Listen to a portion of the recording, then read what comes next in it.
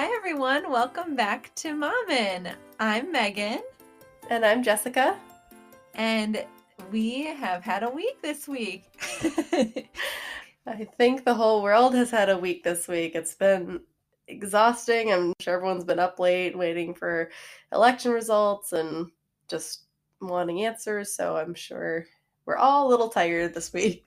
Yes, it was. I was watching the news all week. We posted a video, I think we did, yes, on our Instagram of this guy, like, I'm not going to check. And then checking like 2 seconds later, which was basically my life. Like, okay, I'm gonna play with the kids, and I would try to put it away, but then like 20 minutes later was probably my max of how long until I checked. And every morning when I woke up, I was checking. Yeah, it was a bit of an addiction, but yes. Yeah, nice to Yeah. not be on it today. And we Yeah, have our first female vice president, so that's we exciting do. for the whole country and world, hopefully. Yeah. Yeah, it is exciting. I was showing Nora, because we were watching the news and she was like, "Who are those two men?" And then later when we got the results, I was showing her the picture of Biden and Harris together, and she goes, "Oh, well, that's a girl." And I Oh was gosh, like, she already knows that that's weird? That just well, I hasn't think happened? because she had only seen the images, like the TV had only been showing, the two men. Oh, yeah, And yeah. so then when I said, these two are going to be the leaders, and she said, "Oh, it's a girl." So I don't So, know if that was just because she had just seen them or like, that makes me kinda sad. What if that's what they mhm, already think? that's probably part of it. I Yeah. mean, but hopefully, I mean, she's young enough that she'll have that representation Yeah. from a young age. And yeah, hopefully women just continue to filter in. Yeah, and other countries have female leaders, so you Oh, could try yeah. those. Yeah, like, look at all these ladies. Yeah. Yeah. Young ones too. How old is it the prime minister in New Zealand? She's young. I mean, She just had a baby. yeah. Yeah. Not that long ago. Yeah. I don't know, time is weird, but I feel like did she have the baby during COVID? Maybe not. I I can't don't know. remember when, but I remember thinking, oh, like the prime minister's on maternity leave. How I funny. know, I remember Like, that. like, And I don't even think she's married. I was like, "Wow, New Zealand is so" because 'cause they're she's not not, are they? married? I don't think they are.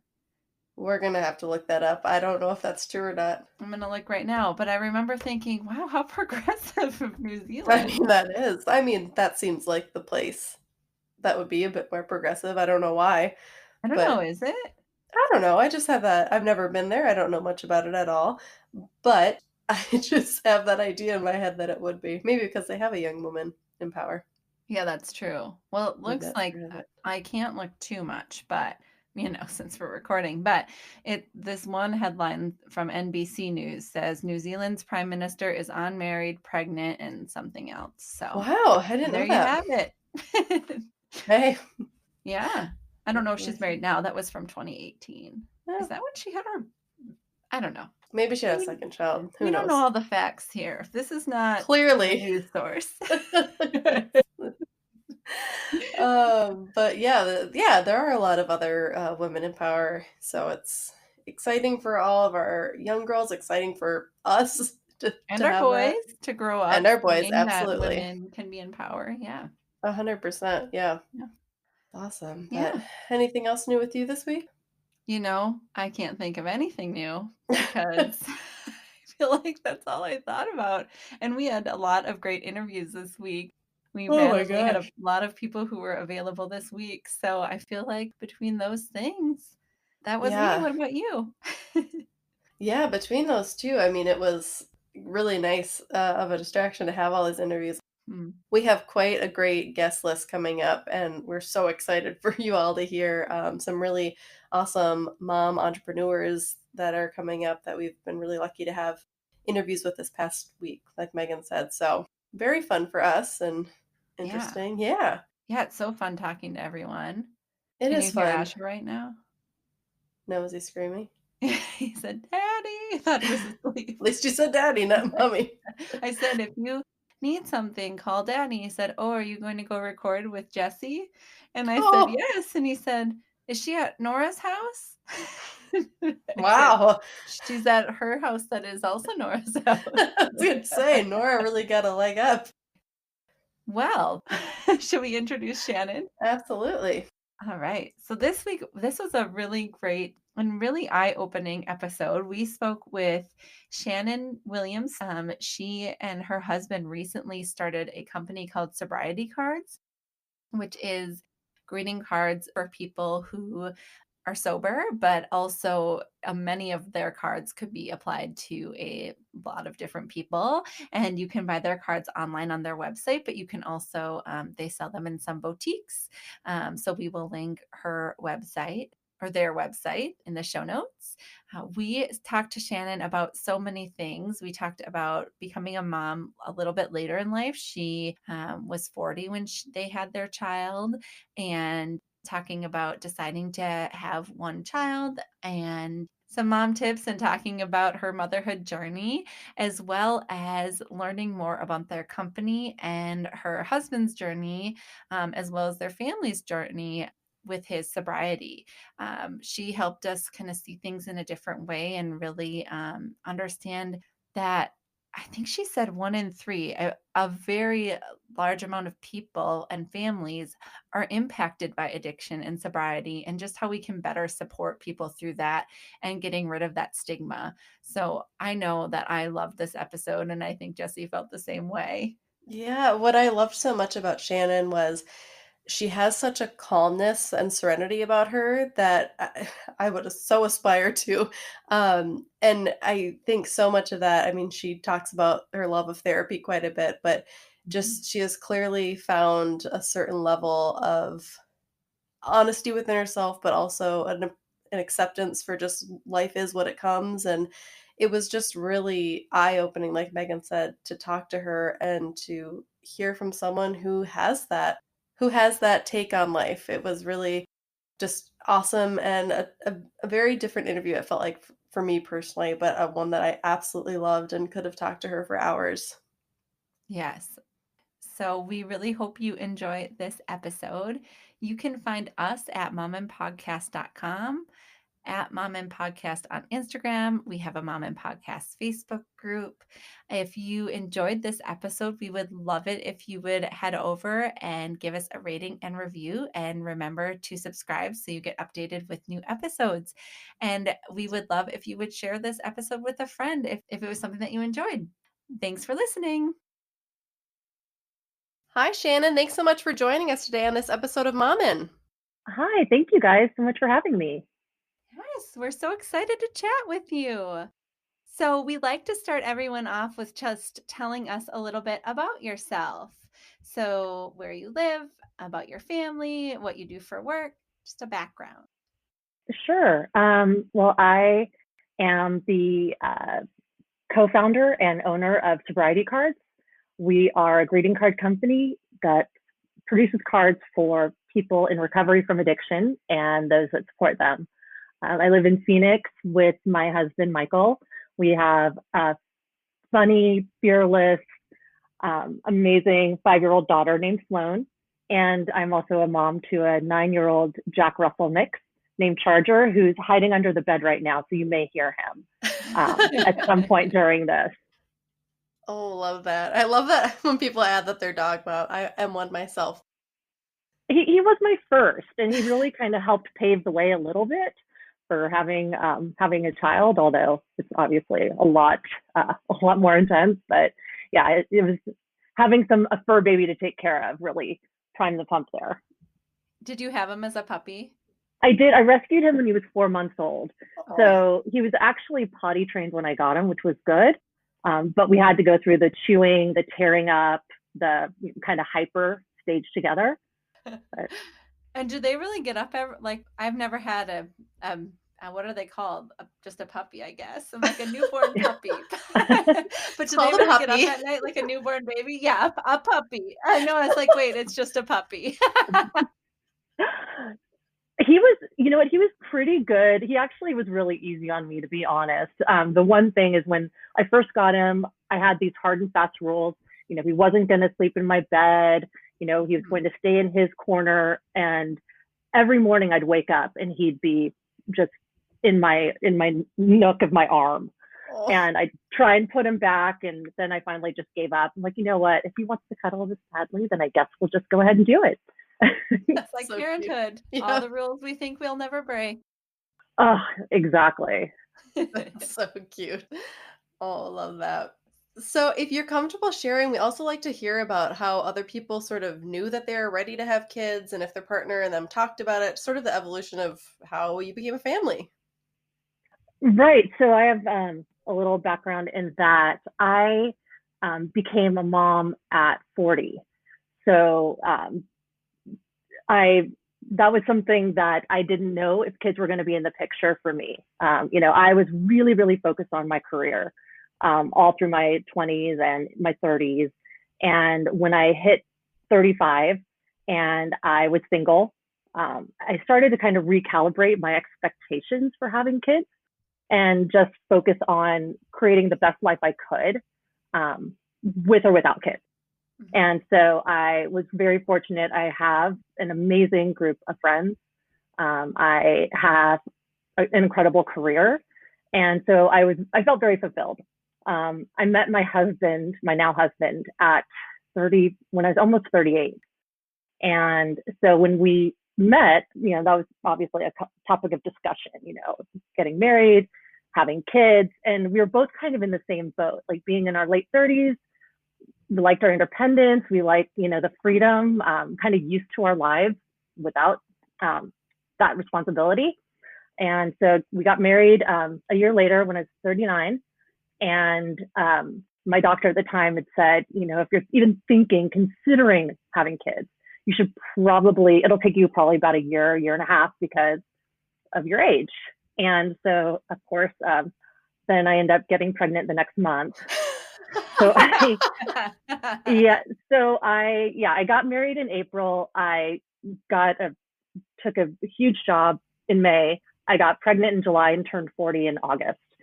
So there were a lot of life changes that happened. So when we got pregnant, we were surprised and excited, and decided at that point, that we were happy with one, and that, we were going to just be one and done. And that's we've continued that.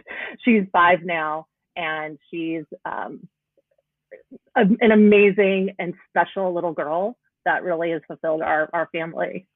Oh, that's amazing. That's awesome. Does she ever ask, if you're comfortable talking about it, does she ever ask about siblings? Because I'm sure some of her friends have them. Does she ever brought that up? Surprisingly, she hasn't. I keep waiting for her to.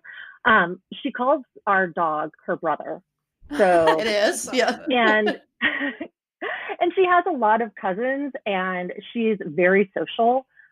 So all of her friends, I feel like, kind of fulfill that for her. Mm-hmm. I think the one, a challenge of just having an only child is that I'm, her mom, teacher, and playmate. So I play endless games, hours and hours of horses, imaginary play, dolls, Frozen.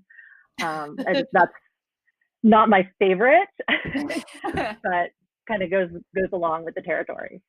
I so understand. Yes, that imaginary play is hard when you're not a kid. I know it's important, but there's only so much you can do. Right. Yes. We were just talking about this. There's so many rules with imaginary play too. Like so many rules.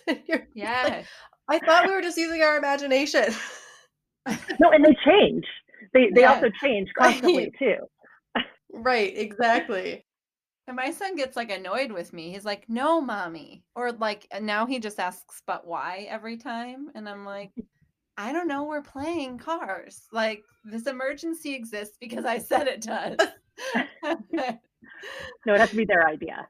Yes. Yes. I hear you. That imagine, like you said, so important and so awesome to witness. It's hard to be their playmate. Did it take much? Like, was it kind of just like, yep, we're having one kid? That was kind of what you decided right off the bat, or was there a lot of discussion around that for you guys? There was a little discussion, and I think, the newborn and baby stage was hard. Um, I know this is not anything new, but we both kind of realized this was a lot, took a lot of work. And Mhm. we also talked about the opportunities we could have by just having one. We'd be able to there'd be more opportunities for us. We'd be able to do more. We'd love to travel. That's kind of a priority for us. So being able to travel with one is much easier than with multiples. I have so much empathy for those moms that I see at the airport when we used to travel, and carrying, just so many bags and kids running all around. And I just know for my, I guess, bandwidth or my capacity, I probably have just one in me. And that's great. Like you said, Yeah. there's a lot more you're able to do with just having one. That's so awesome. Well, and she's a big personality too, so she kind of keeps us on our toes. So she fills the space. Yeah. 100%. Well, that sounds like it was a big year for you, and a lot in a You think? yeah, in a very short, condensed amount of time. That's Yeah. a little crazy. And Yeah, I'm kind of type A. I try and just do everything really big. That one might have been a little much, but Oh, wow. that's awesome. Well, I mean, yeah, just get it all done and don't have to worry about it anymore. Yes. Was it hard because you said you had just taken a pretty big job too? Was that a hard transition since you took the job and then you were pregnant and then had the baby? yes, that wasn't part of the grand plan.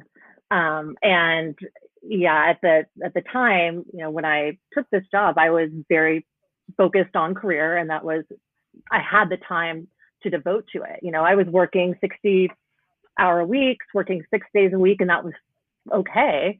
Mhm. But once, I had my daughter, um, things shifted significantly. And I wanted to spend more time with her. I'd go into work at 7 in the morning, and I'd usually get home at 6:30. And so I'd have about a half an hour between 6:30 and 7 every day to spend with her. And you guys know 6:30 and 7, that's not like the ideal time to spend with a child. No, no, probably the last I would choose. so so yeah, I had to kind of make some adjustments. I had to try and figure out a little bit of a different balance. Mhm. And ultimately, when she turned 3.5, I realized I wanted to be able to have a little bit more flexibility and be able to see her maybe between 4 and 7 rather than just 6:30 and 7.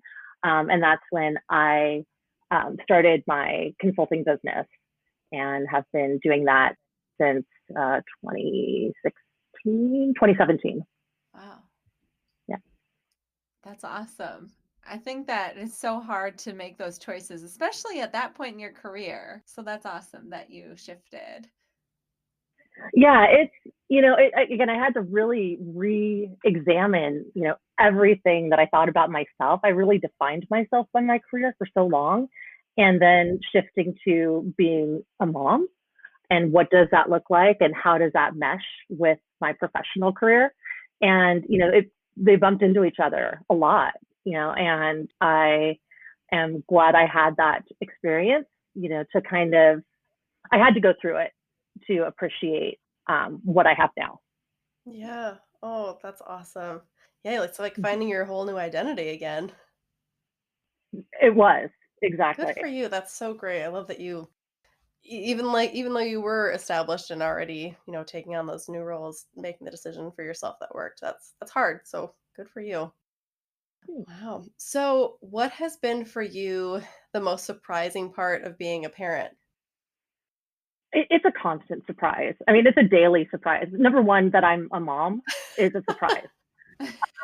I I think I was in a little bit of denial even when I was pregnant. I could not believe that the hospital let me go home with her. I was just like, there's no playbook. There's no, I didn't want to leave because I had nurses and people I could ask questions to. And then all of a sudden I come home and I am 100% responsible for this little tiny being. So that that pressure, I think, was a big surprise. I think, for me, I'm also surprised at how much I love being a mom. Again, thinking for my first 39 years, just being focused on me and my career and my stuff, and not thinking that being a mom was in my was going to happen. And now shifting and seeing how much I love doing things with her, things that I thought would drive me nuts, like going to a children's museum or going to Disneyland, and these things that I really enjoy doing. And I love seeing the world through her eyes and how she gets to experience things. It lets me have a kind of new lens. So those have all been really surprising and happy surprises. Mm-hmm. Oh, that's so That's great. Awesome. Yeah. What do you think are the hardest and best parts of being a parent for you? Well, I think one of the hardest is just the pressure. I think that we as moms put on ourselves, not even externally. I don't put the same pressure on my friends that I do on myself, but this expectation that I have to be everything to everyone. And am I doing the right things for my daughter? Am I doing something right now that will have a ripple effect in her later years, that will impact her negatively? I think what was really confusing for me, especially as a new mom, was just the information that you get either from the internet or from books. They all contradict each other. And so not knowing who to believe, do you cry it out? Do you co-sleep, breastfeed, formula? And I wanted to do it right. I wanted to do it perfectly. And no one could tell me the perfect way to do it. And I think that was really hard, especially initially, until I had a friend give me some advice. And that was, there's no one size fits all for your child. And your child better than anyone else, and that you need to trust your gut and take the advice that works for you and leave the rest.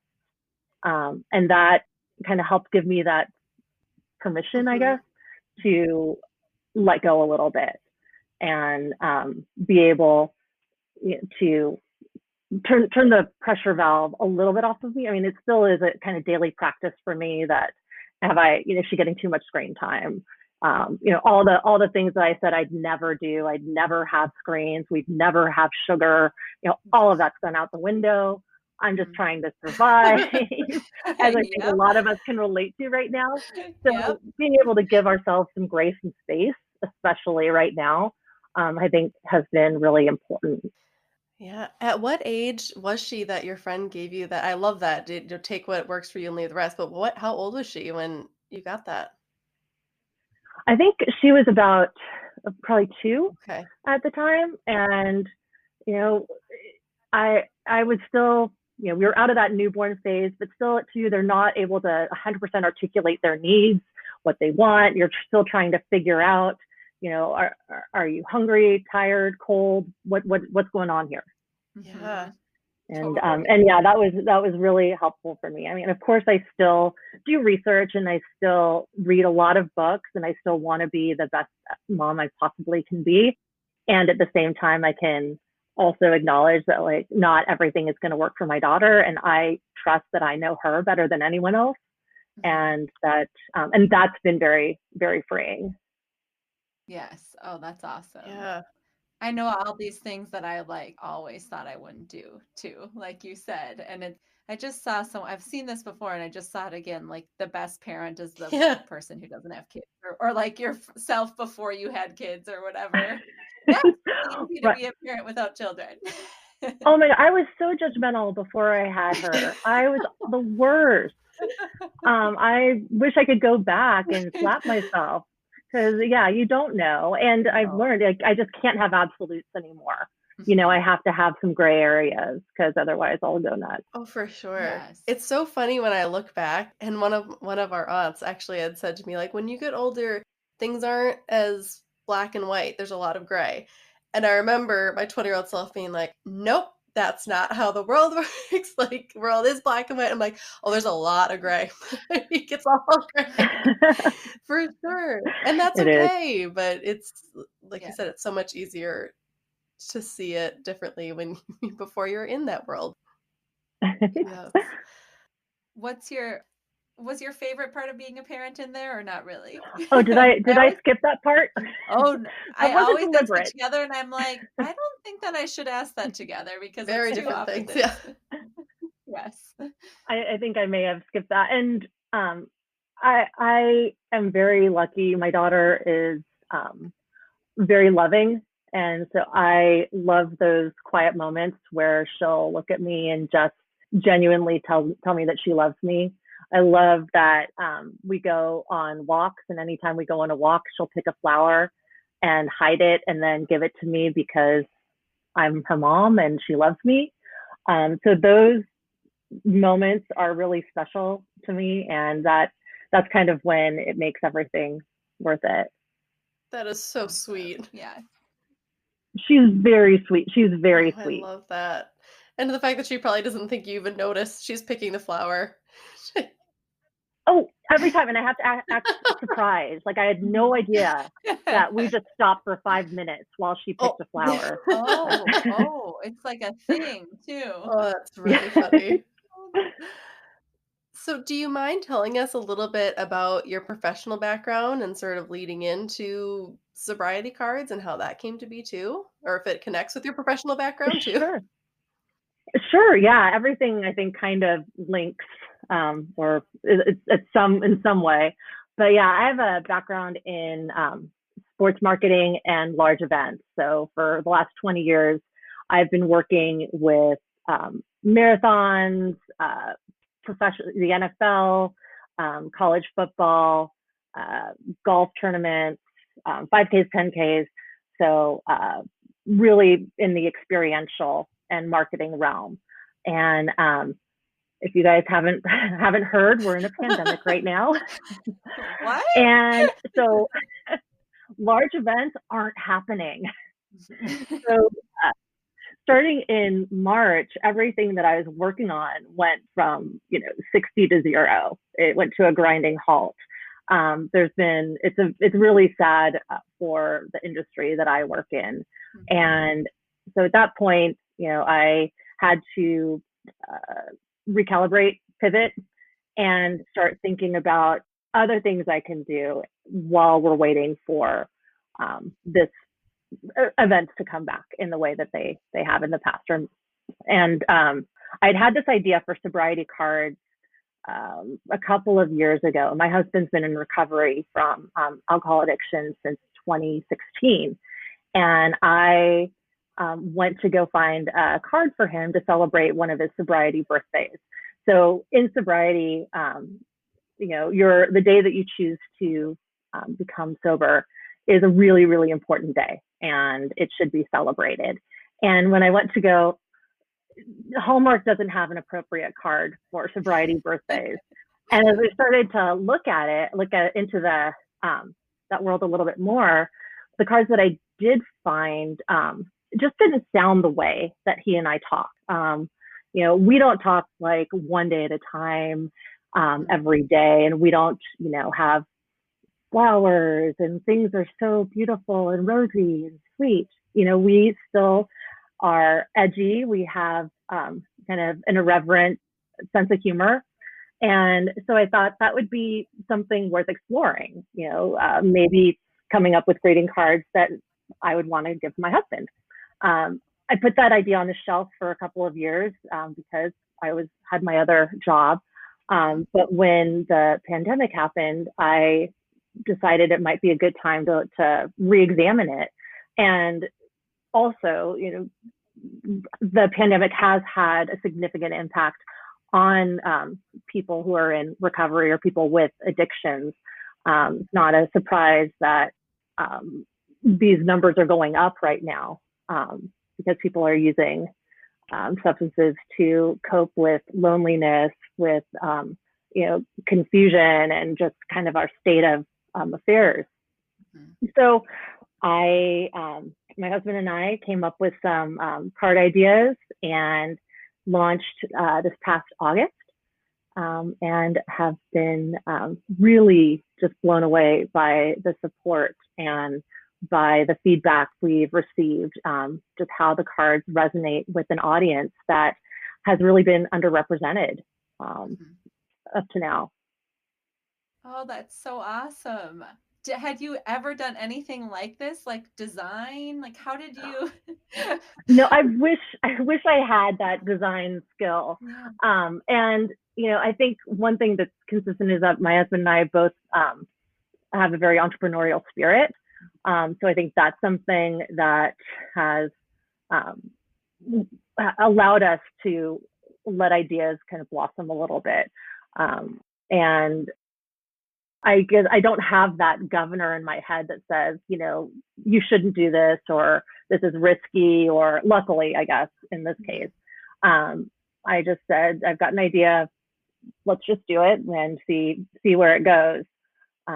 And yeah, I think the thing that makes us different is that, we do have that kind of edgy, irreverent tone. We're not afraid to drop an F-bomb or 10. And that's the way that a lot of people in recovery talk. That's the way that he and I talk. And while there are people that, we may not be for, we are for a lot of people. That's awesome. Yeah. And it sounds like a big part of that is because you're being honest and real about it. Like you said, it's not flowery. Like, this is a hard thing. Yeah. Well, exactly. And that's something that I've learned to be more comfortable with, is being just very honest, being very vulnerable. Vulnerability is a big part of this as well. One of we really want to help kind of take away the stigma of addiction. As I've learned more about the recovery community, I've wanted to share my journey a lot more, because I didn't know anything about it at all before this happened.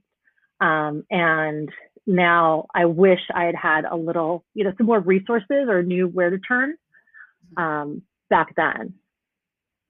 I just listened to an episode yesterday about, it was a addiction medicine psychiatrist, and she said, wouldn't it be amazing if someone bravely came out and felt like they could come out and say, you know what, I'm an addict, and we rallied around that person like we would if they said, I was just diagnosed with breast cancer. And like, people with addiction need that same support, but there's such a stigma. So I mean, of course, that way more than I do, but I love that you're doing this, and you're like being real about the cards, and you're celebrating when people get sober. Right. That's amazing. And you're so right. It's there's still that stigma that there are people that don't feel comfortable sharing that they have this disease. And I hope we can get to a point where it is more accepted universally. There's 22 million Americans that are in recovery right now. Wow. 1 in 3 families are impacted by addiction. So this is widespread. Wow. We all know someone who is either suffering with or recovering from addiction. And whether or not they're comfortable sharing their story, that's what I hope to get to, is that for the people who haven't been comfortable yet, that they feel like there's a platform for them to be able to share and not be judged. And that's another part of, Sobriety Cards that's made such a difference, or that I've noticed, is that there are people that I had no idea were sober, and friends of mine, that they've just kept it quiet. And they reached out to me when they saw that I, had launched Sobriety Cards, and shared their stories with me. Oh, wow. And so that's been another very rewarding part of this journey. And do you do any cards for people, since you are coming at it from the perspective of being the loved one of someone who is dealing with addiction and recovery? Do you do any cards for people in those roles, or is it specifically celebrating someone in their sobriety journey? Right now we've focused mostly on people in recovery. The cards are, can kind of be universally applied. We have cards that celebrate just being a badass, which can be taken to a lot of different extremes. But yeah, that is something that I think the journey of the loved ones also should be celebrated and recognized. And in recovery or in AA, for every milestone reach, 30 days, 60 days, 90 days, a month, a year, you get a coin, a chip, a medallion. I'd like to see medallions for families as well, because we're all going through it together.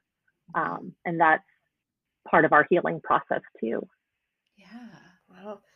I can see that. Did you have something to say? Oh, yeah, I was just gonna ask if you were willing to share what that experience was like from your perspective. Because if it was 2016, I'm sorry, I'm trying to remember the timeline exactly of what that was like for you. Yeah. So, yeah. Well, and we had a 18-month-old daughter, and this was 2016 when he kind of reached the point where drinking was, untenable, and he went to rehab, and at the same time, I had to recalibrate what my life looked like. We always had alcohol in our life, major holidays, drinking wine with dinner. It's part of our lives, a big part of our lives. And so when we removed that, we both had to learn not only new ways to connect, ways to be social, and we had to learn ways to communicate. And his getting sober was the best thing that happened to our family. For me, I got into therapy immediately. That's definitely what saved me and what saved, I think, our family. Just being able to have guidance on how to navigate this journey, because like I said, I didn't know anyone who had gone through this before. I didn't know what I was supposed to do, how I'm supposed to support him, and what my job is anymore. And so I learned that it was, important for me. The most important thing was for me to take care of myself and get myself to a place of stability and terra firma. And so we kind of worked in tandem paths. He worked on his addiction, worked on healing and getting himself healthy, and I worked on myself. And then we were able to come together, and we finally had tools to learn how to kind of communicate and talk through, any challenges that came up. So it was a long journey. It took a long time. There were times where I was in therapy 4 or 5 hours a week, which is a lot of hard work. But that's got us to this place where we're at now, where we can do something like Sobriety Cards, which is also a healing tool for us, because we'll come together and we'll brainstorm ideas. And I'll say, does this resonate with you? Is this something you'd like to receive? Or, we'll go back and forth. And it's helped me learn a lot, have so much more empathy for the addiction journey, and really want to help make a difference in this community. Wow. Are you able to kind of speak to how that felt, or if you brought up a concern, or if he did, and what prompted him going to rehab and you starting all that therapy, if you're comfortable sharing, of course? Yeah, like I said, we always had alcohol around, and it was a big part of our lives.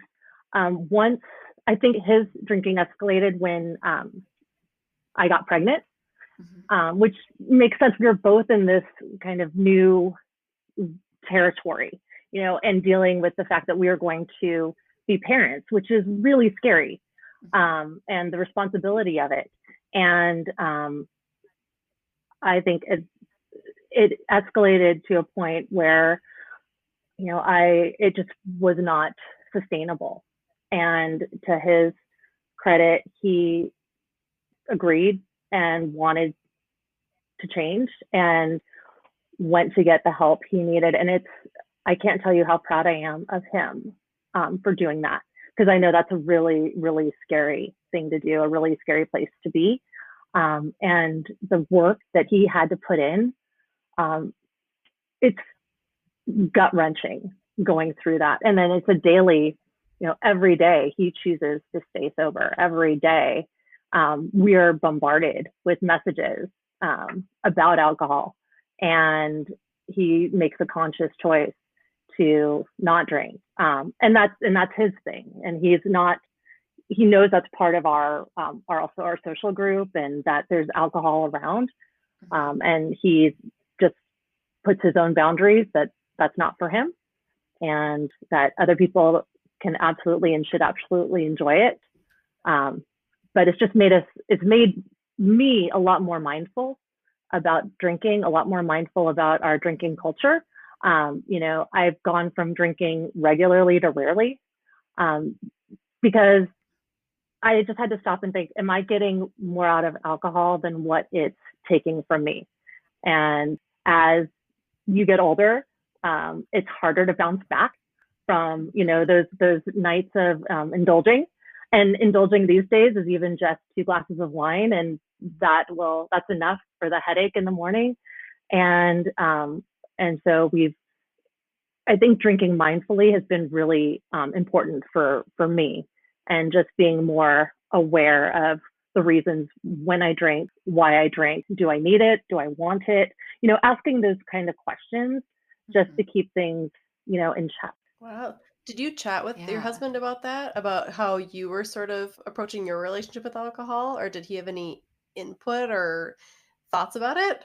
Not input, but It's well, yeah, and that's part of the recovery process, is kind of staying on your side of the street. This is something that I've had to learn, because I think I've mentioned I'm a little type A. I love to control things. And, when he first when he was new in his sobriety, I kept thinking, okay, what do I need to do? How do I, and following up on him, did you go to a meeting? Did you talk to your sponsor? Really trying to micromanage his recovery. And what I've learned is that is his job, his responsibility, and there's nothing that I can say or do that will either keep him sober or will cause him to relapse. So I've learned to stay on my side of the street. I'm not perfect at it, but I try and really focus on my health, my well-being. What am I doing to take care of myself? But to answer your question, of course, I've shared with him and talked with him about, just being mindfully drinking and what does that look like. And he's very good about not giving any sort of judgment or really feedback, just kind of processing and nodding and just, he's saying, you do you and whatever works for you. And that's kind of where we've landed. that would be so hard, especially like as a caretaker. Yeah. I can totally see having that list and being like, well, yeah, what do I do? That had to be really hard. It's a constant struggle for me, because you think that you can fix things, or you think if I check up, that will stop anything from happening, as long as I'm aware. And so yeah, when I go into those old patterns, I now can stop myself, recognize, oh, you're trying to jump onto his side of the street. Is that your responsibility? Is that your job? What can you do right now to take care of yourself? Is there something else going on with you that you need to examine and, maybe sit with a little bit? And I do find that, in the times where I'm feeling particularly anxious or unsure, those are the times when I might focus on someone else's issues more than mine. And so it's been helpful for me to kind of have that mirror and just be able to look. But it's really, really, really hard to do. That's so evolved of you. Yes. Yeah. Yes. Years and years and years of therapy. But that's so true. I mean, for any relationship, any scenario, that's so true. I know I do that. I know a lot of type A or just a lot of type moms do that because we have to have those running checklists. Yeah. So that's a really beautiful and sort of weightlifting approach to it, of like focusing on what you can do to take care of yourself. I've never heard that, and I think that's really important. Like, it makes so much sense when you said it. Well, and you hit the nail on the head when you said lifting the weight. Like, how much better does it feel when you don't feel that responsibility, you know, and when you know that you can't control it, you know, I think that's very freeing when you can just accept that, you know, this is not in your control, and that you can all you can do is control how you react to situations and the situations that you put yourself in. Yeah. I mean, we should all be doing that. For sure. 100%. That's really good advice. Wow. Yeah. That's really great.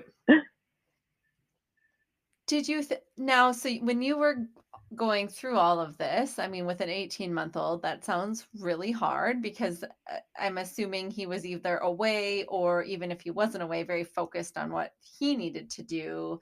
Were there things that family or friends did that, or you did for yourself, that were helpful to get you through that time, or things that maybe weren't helpful?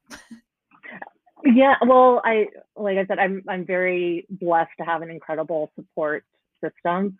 My friends were amazing, and came by, you know, every day just to check in and make sure, you know, we were doing okay. I think probably the most important thing for me, and it probably sound like a broken record, but was going to therapy, and really doing that work. And yes, learning more about what addiction is. You know, I think for me, I wanted to understand it. So I did a lot of reading, and a lot of just research on, you know, different methods, and also what I need to do as, you know, someone who loves someone in recovery.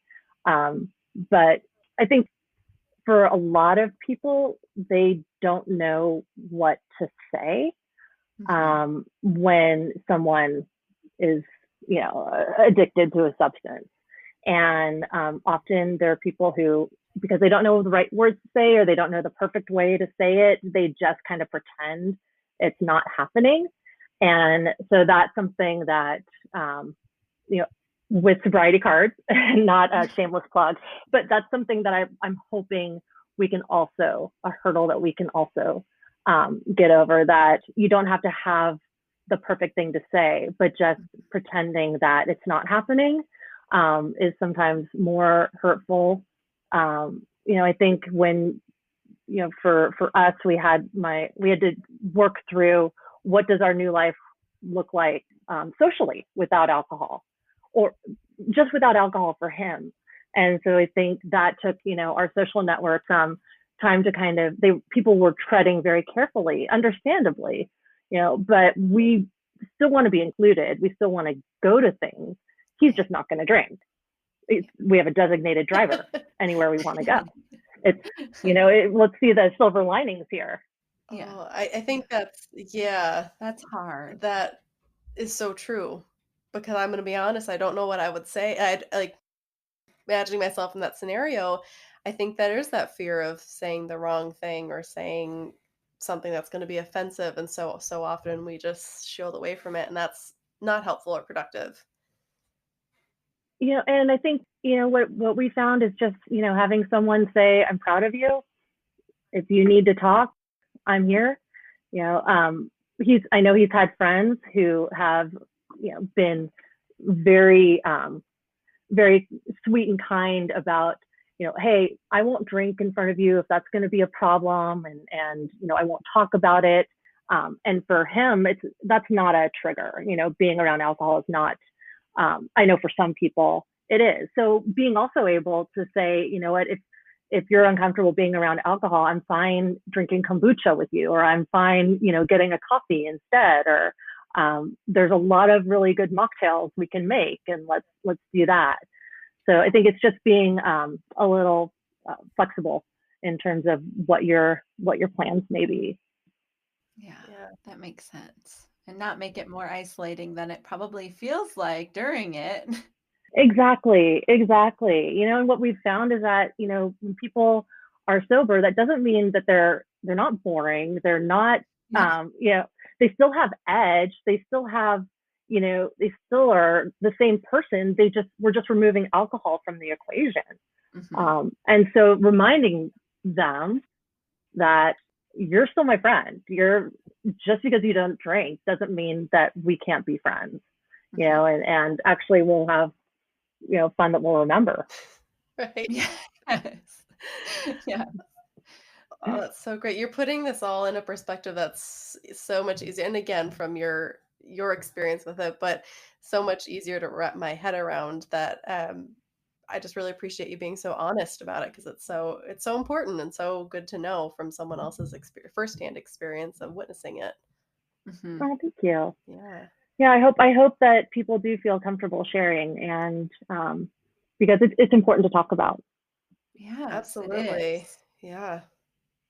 Do you have any advice for someone with a family member who is struggling with addiction, or maybe early in the process of getting sober? Any advice besides the advice you've already given? Well, and I have to be careful too, because I know everyone's journey is different. Yeah. And just like we approach parenting, it's not a one size fits all. AA doesn't work for everyone. Rehab doesn't work for everyone. I think what I've had the situation also with friends who are going through something similar that I've gone through. I think my first thing is always to find a good therapist. There's also a lot of resources for families with loved ones who are suffering with addiction. Al-Anon they have meetings. So Al-Anon is for the family of people who are addicted. So it's kind of like the counterpart to AA. And that's been a really helpful tool for me. I think just having a better reading books. I'm reading a lot of Quit Lit right now. If you guys are familiar with the Quit Lit category, but it's books about either quitting or being more mindful about alcohol and drugs. So there's a book that I love called This Naked Mind by Annie Grace, which is was very helpful to me as I was learning more about addiction. And Laura McCallan has a book called We Are the Luckiest. So I always kind of recommend those two books.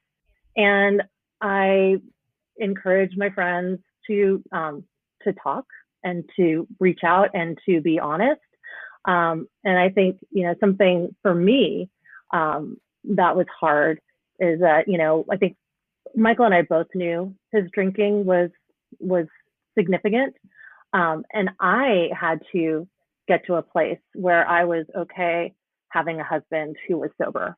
Because I think if, being completely honest, at first I was like, wait a sec. So what does this mean for our lives? This means we're never going to be able to go wine tasting again. We're never going to be able to, drink a beer together at a football game. We're not going to have champagne at our daughter's wedding, assuming she gets married. It's okay if she doesn't. Yes. Just want to put that out there. If she ever hears, I'm not projecting on her. But and it sounds, now in hindsight, I see how kind of small that seems. But at the time, it was a big life shift. And had I only known how much better our lives would be, and how that wasn't as big a deal as I thought it was going to be. So I try and remind my friends who are in it, who are thinking, I don't know if I want the whole sober thing, and the whole sober thing is actually really, really good. And it's so much better and so much more fulfilling and in so many more ways you've sought stability than the chaos that you could be living in active addiction. Mm-hmm. Oh, that's so true. I could so see that. Like, it's a huge change. It's a huge shift. Of course, that feels overwhelming. Yeah, and it is your life too. So I feel like that's a totally normal response to be like, what does this mean for my life too? Yes. I feel like that would be a completely natural reaction to that situation. But like you said, long term, it's obviously been great for your family and so many. Yeah, Yes. exactly. Before we move on from this part, I don't know if you have more to ask, but I'm curious of like some of your favorite. I know we can't see the cards on the podcast, but some of your favorite cards that you've made, if you're able to describe any. Oh gosh, am I allowed to say bad words? Yes. So crazy. Trigger warning or whatever. Trigger, yeah. There will be some colorful language. I think some of our most popular ones are the ones, like I said, that just keep it real and keep it raw, like fuck addiction. You are a badass. I love seeing you be the person that I always knew you were. Let's see, I've got 99 problems, but waking up hungover ain't one. That's another big one. And then my husband's favorite, I think, is just sitting here on the corner of sober and fucking awesome. Love that. That one's amazing. Oh, wow. That's so great. Yes. Well, you have to have fun with it, right? I mean, Yes. that's we need to laugh a little bit more. And I just can't picture a flowery card saying, I'm just sitting on here at the corner. Yeah, that's great. And that's and the cards that I saw, that was it. It was a picture of a flower, and it's like, congratulations, one day at a time. It's like, no, that's not him. That's not me. Like a card for like a grandma, Right. not for like Exactly. Not someone that's got sleeves of tattoos and piercings. Yeah. Oh, Yes. that's awesome. Wow. Oh, thank you for so vulnerably like sharing all of that story. And I think it's so helpful for anyone who is in that situation. I think the more it's talked about and the more people see people on the other side, you're helping so many people. No, thank Yeah. you. Or honestly, like I said, even from someone who's not in that direct situation, but just hearing that and having a better understanding of what that's like for that person, but also their loved ones, I think it gives at least me a different look at it. And I appreciate having that because it's good to know. And it's good to know that it's okay to say something to someone about it and to, try to be supportive without being an awkward person about it. Well, and awkward is okay too. We're all awkward. I mean, that's the thing, being real, being vulnerable, being raw, and just kind of letting go of the shame of maybe not saying the exact perfect right thing and saying, I'm feeling awkward and I don't know what to say, but here's what I'm thinking. Yeah. Oh, that's wonderful. Yeah, like Megan said, just thank you for sharing all that. It's great. Yes. So helpful. So I feel like I might know the answer to this next question, but we're gonna ask it anyway. We like to sort of ask all of our guests what they do to take care of themselves. Oh, therapy. Yes. That's one thing for sure. Yeah. Yeah, that's a big one. Exercise for me is really important. So we have our Peloton, which we absolutely love. In fact, he just got off of a ride right before I got on here. I was like, come on, man, can you give me a couple of minutes buffer here? But, I love it. So yeah, exercise is something that really helps my mental state. I read a lot. I love to read, and I've started meditating. So I've heard, for years, people tell me the great benefits of meditation.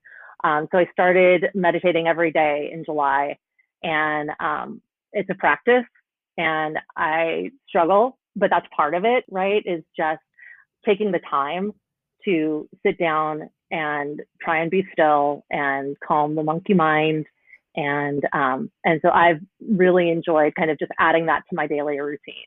It's just something that I wake up before anyone else, before I even drink my coffee. I do my meditation. My coffee is my reward for doing my meditation. And then I feel like I can start the day. That's so, since July, I'm so impressed.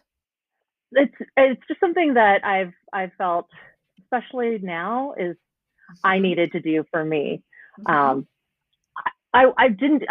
tried to do most days. I won't say I've done every single day since July, but more than not. So we don't need perfection in this world, right? It's yes. Oh, That's amazing. Great. I love that. Yeah. What books are you reading right now? Any book that you're reading currently? I just finished Untamed. By Glennon Doyle, who I absolutely adore. Jesse's laughing because I'm obsessed with this book. I hear a lot about it. Well, Glennon said all the time. And actually, I read her other book, Love Warrior. It came out in 2016. So during my year of just crisis, that was very helpful to me too. Just, I love how she writes. I love how she talks. I love her as a mom, and just being very real, honest, vulnerable, and really flipping some of our, I think, normal expectations of moms a little bit. And especially in Untamed, where she, talks about making, big, tough decisions for her family based on things that she knew were best for her, and modeling that for her children. That was really eye-opening to me, and something that I think about a lot. Am I making the right decision for me? And am I setting a good example for my daughter, even if the decision I make short term might cause her some discomfort or might be hard. But long term, you're showing her to be happy, to choose happiness for yourself. And yes, be your genuine, true self. See, Jesse, you got to read it. You do. I feel like you two, between the Peloton and Glennon Doyle, you are made for each other. Peloton too? Yes, I do. That's how we met. That's right, from our mom's group. Yeah. Until I did a Peloton workout this afternoon, and I was like, "Oh yeah, that's how we found her." Yes, I love my Peloton. Yes, I hear a lot about Peloton and that book. So yes, I do need to read it though. So I just want to make sure, do you have time for a couple more questions as we wrap up? Absolutely. Okay. Oh yeah, go. Okay. Yep. So is there any parenting tip or piece of advice that you have that either you received or that you just have for others that you think has been really impactful in your parenting journey? Yeah, well, and I think it's, what I said earlier was probably the most impactful, of just trusting your gut and understanding that there's not a one-size-fits-all approach to parenting. I recently read, her name is Lenore. Now I forgot her last name. Skeezen. She talks about free-range parenting, a few years ago, she wrote a blog about how she let her 9-year-old son ride the subway in New York by himself, and it was very controversial. So you may remember that. But taking some things that she said about letting our kids, have a little bit more freedom. I will not let my 5-year-old ride a subway in New York by herself. No. But also, being able to let go. I can very easily, as a type A person who likes to control things, can swoop in and try and make sure that my daughter's in a bubble. And so I've had to learn that she needs to also find her own path, find things that, she needs to fail. She needs to get hurt. I can't, protect her from everything. And so that's been, helpful to me, to just give her a little bit more freedom and keep myself from trying to just make everything so perfect and fluffy in her world. Oh, it's such good advice, and it's so hard. It's so hard. It's so hard. Over the summer, we my family has a cabin up in the mountains, and so it's a very, small town, and we're in a community that's, very well protected, and so the kids just really do like run up and down the streets, because there are only golf carts there. It's not even, cars. So she was able to experience a little bit more freedom, where I would allow her to go down to her friend's house, which is probably about a quarter of a mile down the road. And I was in tears, biting my nails the whole time, but, knew that she was going to be fine. But it was just my own, just fear of, well, what could happen if I'm not there? She could fall. Well, she could fall if I'm there anyway, So I've got to kind of let go a little bit. Oh, yep, that resonates. Yep, I know. Yeah, I had a panic attack. My daughter will be starting kindergarten next year, and I had a panic attack yesterday when I saw a school bus, and I'm like, well, certainly she's not riding a school bus. Like, she can't. Right? Yeah, like, she's too young for that. Like, I'll have to drive her to school every day.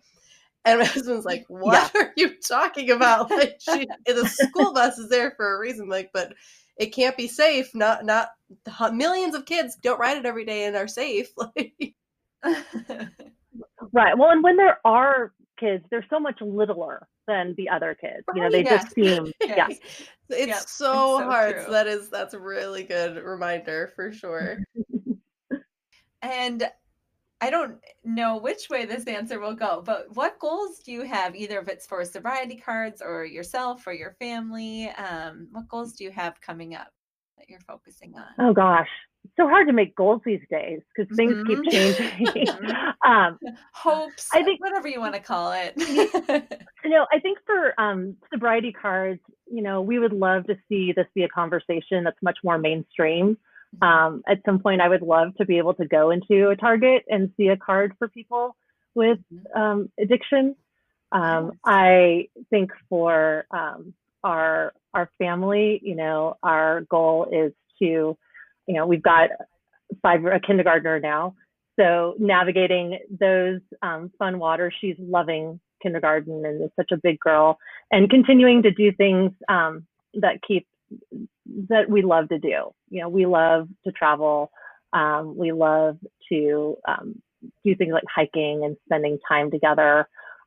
So making sure that we're making those things a priority, even, in these crazy times. Like over the summer, we actually rented an RV and did a trip through some of the national parks. So we went from Arizona to Utah to Montana and Idaho, Wyoming, and then back to Arizona. And I never thought, I am not a camper. I'm not an RV person. I'm not even a glamper.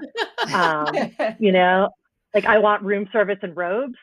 And I will say that this was for our family. Like, at 5 years old, my daughter's head was blown by the fact that we could have a house on wheels.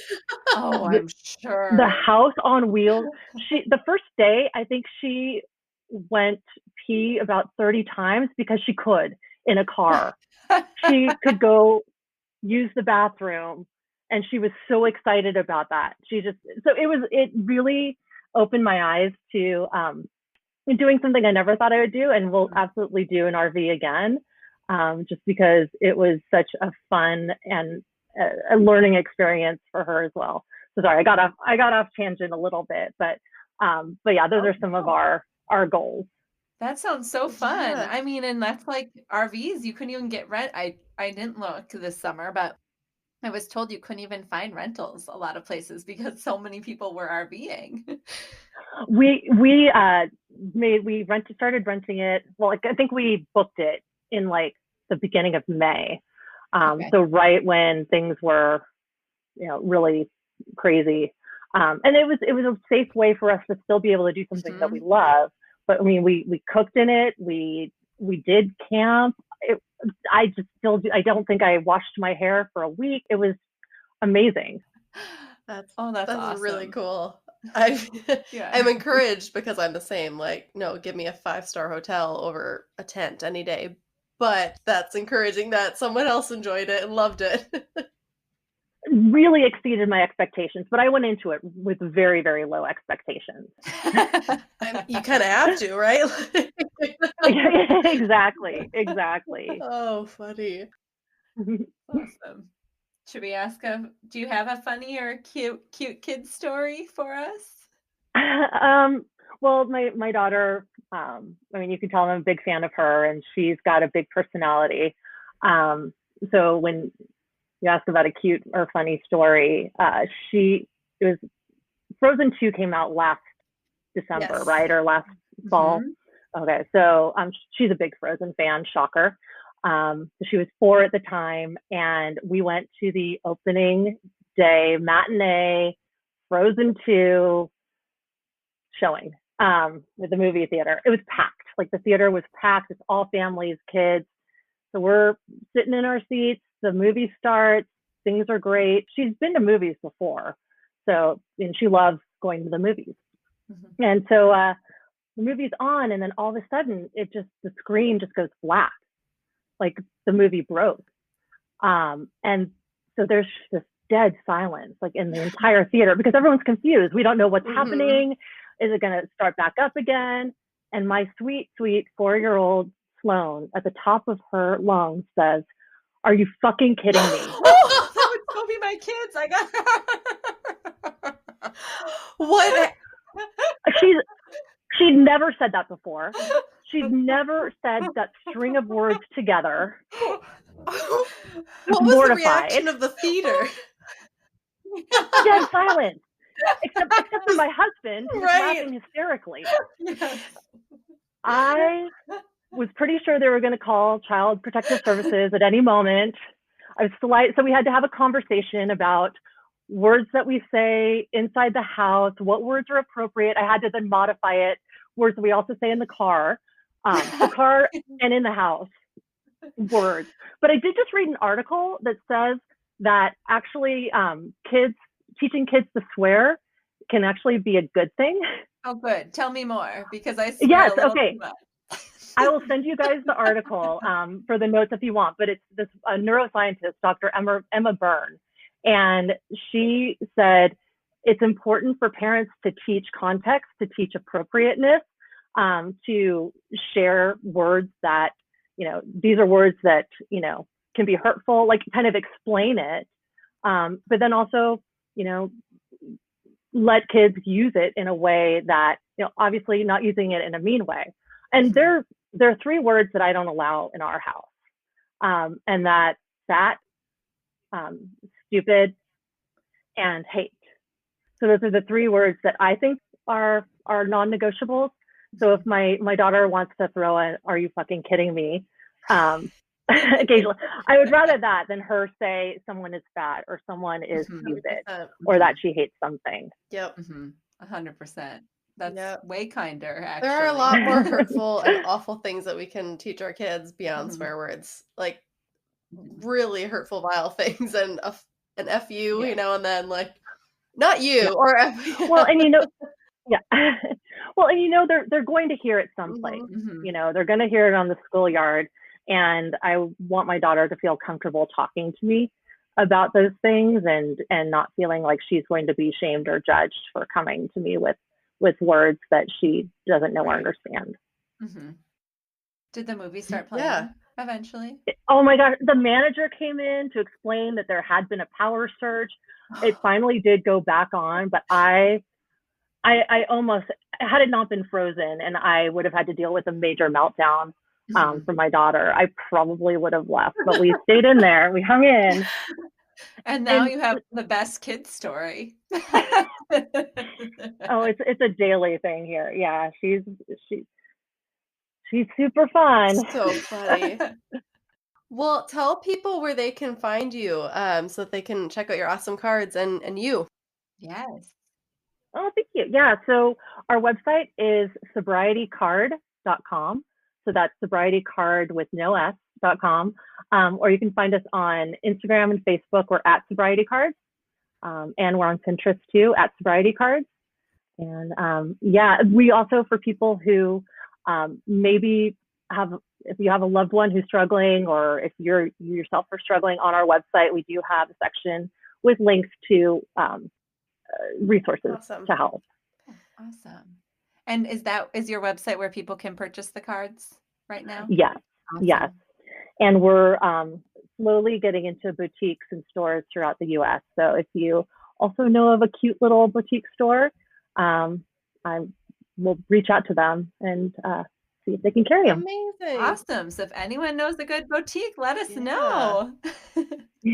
Well, we all have that store, right? Where you go and you find that card that makes you laugh, that might be a little edgy, that might be a little irreverent, that might have some language.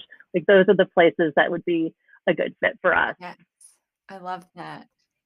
Well, thank you so much. I'm so inspired by hearing your story and you're starting your business. It's been so awesome talking to you. Oh, thank you guys so much. This was so much fun, and I really appreciate you having me on. Of course, and we appreciate your sharing and being vulnerable and real with us. It was really beautiful, and I know it'll make an impact for a lot of people. So thank you so much for your time. Yes. Thank you, guys. Thanks, Shannon. Bye. Thank you so much for listening to this episode with Shannon. We really hope you enjoyed our conversation with her and maybe learned a little bit or took something away from what she had to share. Definitely go check out Sobriety Card. Once again, you can find us at momandpodcast.com, at Mom and Podcast on Instagram, or we have our Mom and Podcast Facebook group. Please head over and give us a rating and review. Remember to subscribe and share with a friend. Thank you so much. Have a good week.